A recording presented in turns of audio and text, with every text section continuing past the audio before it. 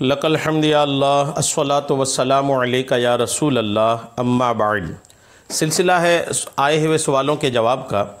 ایک ہمارے بھائی نے سوال کیا ہے کہ بعض لوگ کہتے ہیں کہ جشن ولادت نہ تو حضور علیہ السلام نے منایا اور نہ ہی خلفائے راشدین میں کسی نے منایا، لہٰذا یہ بدعت ہے، اور حدیث میں ہے کہ ہر بدعت گمراہی ہے جس کا انجام جہنم ہے۔ برائے کرم اس کا تسلی بخش جواب عنایت فرمائیں۔ یہ عید میلاد النبی کے مواقع پر، عید میلاد النبی کے دن قریب آنے پر کثرت سے بعض لوگ یہ سوالات اٹھاتے ہیں کہ عید میلاد النبی کی خوشی چونکہ صحابہ کرام نے نہیں منایا، رسول اللہ نے نہیں منایا، خلفائے راشدین نے نہیں منایا، تو آپ لوگ کیوں مناتے ہیں؟ کیا انہوں نے منایا یا پھر صحابہ کرام نے یہ خوشی میں شرکت کی کہ نہیں؟ اس تعلق سے یہ سوال ہے۔ میں جواب عرض کرنے کی سعادت حاصل کرتا ہوں۔ پہلے تو آپ یہ بات ذہن پہ رکھیں کہ کسی کام کے ناجائز ہونے کا دار و مدار اس بات پر نہیں ہے کہ یہ کام حضور اکرم صلی اللہ تعالی علیہ وسلم یا صحابہ کرام نے نہیں کیا، بلکہ دار و مدار بنیاد اس بات پر ہے کہ اس کام سے اللہ اور اس کے رسول صلی اللہ تعالی علیہ وسلم نے منع فرمایا ہے یا نہیں۔ یہ بات یاد رکھیے گا، اگر منع فرمایا ہے تو وہ کام ناجائز ہے، اور منع نہیں فرمایا تو جائز ہے، کیونکہ فقہ کا یہ قاعدہ بھی ہے کہ الاصل فی الاشیاء الاباحت، یعنی تمام چیزوں میں اصل یہ ہے کہ وہ مباح ہیں، یعنی ہر چیز مباح اور حلال ہے۔ ہاں، اگر کسی چیز کو شریعت منع کر دے تو وہ منع ہے، یعنی ممانعت سے حرمت ثابت ہوگی نہ کہ نئے ہونے سے۔ یہ قاعدہ قرآن پاک اور احادیث صحیحہ و اقوال فقہا سے ثابت ہے۔ چنانچہ قرآن کریم میں اللہ تبارک و تعالیٰ فرماتا ہے یا ایھا الذین آمنوا لا تسألوا عن اشیاء ان تبد لکم تسؤکم وان تسألوا عنہا حین ینزل القرآن تبد لکم عفا اللہ عنہا۔ پارہ 7 سورہ مائدہ آیت نمبر 101، ترجمہ کنز الایمان۔ اے ایمان والو، ایسی باتیں نہ پوچھو جو تم پر ظاہر کی جائیں تو تمہیں بری لگیں، اور اگر انہیں اس وقت پوچھو گے کہ قرآن اتر رہا ہے تو تم پر ظاہر کر دی جائیں گی، اللہ انہیں معاف فرما چکا ہے۔ صدر الافاضل حضرت علامہ مولانا سید محمد نعیم الدین مراد آبادی رحمۃ اللہ تعالی علیہ فرماتے ہیں اس آیت سے ثابت ہوا کہ جس امر کی، جس بات کی، جس معاملے کی شرع میں ممانعت نہ آئی ہو وہ مباح ہے۔ حضرت سلمان رضی اللہ تعالیٰ عنہ کی حدیث میں ہے کہ حلال وہ ہے جو اللہ نے اپنی کتاب میں حلال فرمایا، حرام وہ ہے جس کو اپنی کتاب میں حرام فرمایا، اور جس سے سکوت کیا، جس کے بارے میں شریعت چپ ہے، وہ معاف ہے۔ تو کلفت میں نہ پڑو، یعنی مصیبت میں، رنج میں نہ پڑو۔ خزائن العرفان صفحہ 224۔ حدیث پاک میں ہے، آقا ارشاد فرماتے ہیں کہ حلال وہ ہے جس کو اللہ نے اپنی کتاب میں حلال فرما دیا، اور حرام وہ ہے جس کو اللہ نے اپنی کتاب میں حرام فرما دیا، اور جس پر خاموشی فرمائی وہ معاف ہے۔ ترمذی شریف جلد نمبر 3 صفحہ 280، حدیث نمبر 1732۔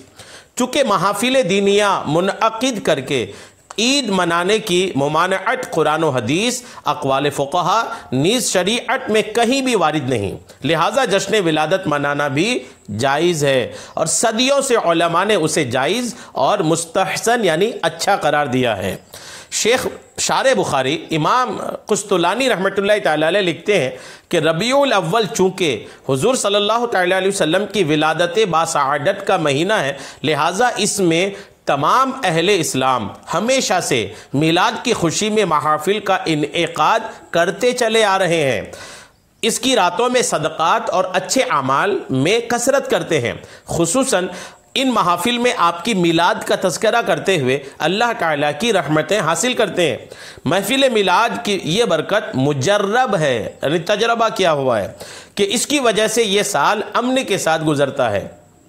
اللہ تعالیٰ اس آدمی پر اپنا فضل و احسان کرے جس نے آپ کے میلاد مبارک کو عید بنا کر ایسے شخص پر شدت کی جس کے دل میں مرض ہے۔ المواہب اللدنیہ جلد 1 صفحہ 27 میں امام قسطلانی رحمۃ اللہ تعالی علیہ کا یہ قول منقول ہے۔ شیخ عبدالحق محدث دہلوی رحمۃ اللہ تعالی علیہ فرماتے ہیں کہ آقا علیہ الصلاۃ والتسلیم کی ولادت باسعادت کے مہینے میں محفل میلاد کا انعقاد تمام عالم اسلام کا ہمیشہ سے معمول رہا ہے۔ اس کی راتوں میں صدقہ، خوشی کا اظہار اور اس موقع پر خصوصاً آپ علیہ السلام کی ولادت پر ظاہر ہونے والے واقعات کا تذکرہ مسلمانوں کا خصوصی معمول ہے۔ یہ بات ما ثبت بالسنہ صفحہ نمبر 102 میں لکھی ہے۔ امام جمال الدین القطانی لکھتے ہیں کہ حضور صلی اللہ تعالی علیہ وسلم کی ولادت کا دن نہایت ہی معظم، مقدس اور محترم و مبارک ہے۔ آپ صلی اللہ تعالی علیہ وسلم کا وجود پاک اتباع کرنے والے کے لیے ذریعہ نجات ہے۔ جس نے بھی آپ صلی اللہ تعالی علیہ وسلم کی آمد پر خوشی کا اظہار کیا، اس نے اپنے آپ کو جہنم سے محفوظ کر لیا۔ لہٰذا ایسے موقع پر خوشی کا اظہار کرنا اور حسب توفیق خرچ کرنا نہایت مناسب ہے۔ سبل الہدی والرشاد جلد نمبر 1 صفحہ 364 میں یہ بات لکھی ہے۔ اور یہ کہنا کہ ہر نیا کام گمراہی ہے، بعض لوگ یہ بھی ایک رٹو بنے رہتے ہیں کہ یہ نیا کام ہے اور ہر نیا کام گمراہی ہے، ایسا کہنا درست نہیں ہے، کیونکہ بدعت کی ابتدائی طور پر 2 قسمیں ہیں، بدعت حسنہ اور بدعت سیئہ۔ بدعت حسنہ وہ نیا کام ہے جو کسی سنت کے خلاف نہ ہو، جیسے مولد شریف کے موقع پر محافل میلاد، جلوس، سالانہ قرأت کی محفل کے پروگرام، ختم بخاری کی محفل وغیرہ۔